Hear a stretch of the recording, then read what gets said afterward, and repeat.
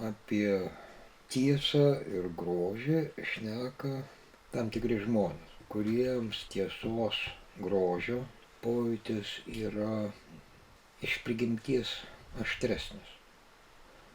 Paprastas pavyzdys, jeigu pasivaikščiosim po muziejus, pamatysime labai daug gražių dalykų, kuriuos pridirbo žmonės, padarė žmonės gražius dalykus ir tie gražus dalykai ne tai, kad jie buvo, bet jie yra surinkti į vieną krūvą muziejuose, galerijose ir eksponuojami kaip pavyzdžiai. Ir apie praėjusių kultūrų grožio supratimą mes sprendžiame iš jų paliktų daiktų, materialių daiktų. Čia už mano nugaros yra labai gražus daiktas.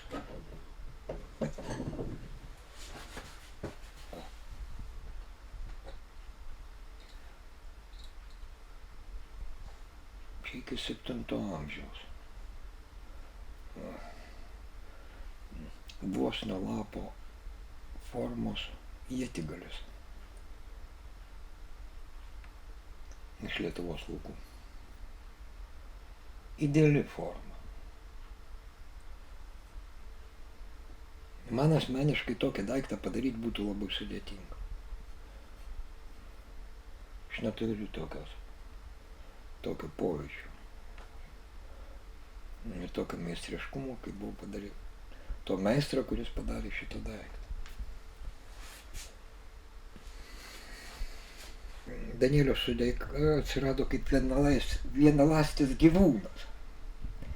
Ir stebuklingų būdų šitas vienaląstis gyvūnas susilaukė, pasidarė daugialąsčių ir susilaukė pensijinio amžiaus. Tai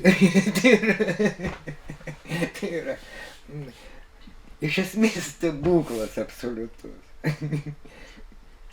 Ir tai yra tiesa, tai yra tiesa, tai yra, iš esmės tai yra grožis, didžiausias, ne tai, ne šitas tipažas, bet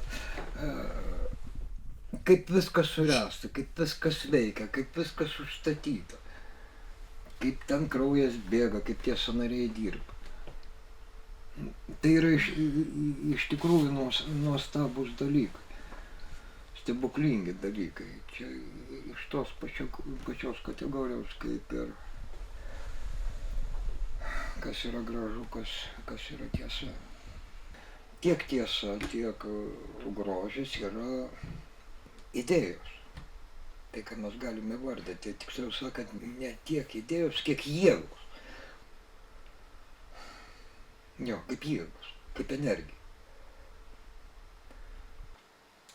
Iš to galima daryti išvadą, daryti prielaidą, kad tai yra viena jėga, kuri stumia, kuri leidžia vienaip ar kitaip su ja draugauti ar bendrauti.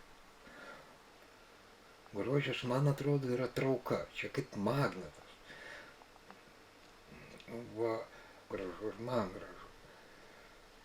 Tai yra tokia teorija, kad žmonės gali artimai bendrauti būtent tai, kad jeigu pamato grožį, kad ir skirtingai, bet grožį toje pačioje vietoje.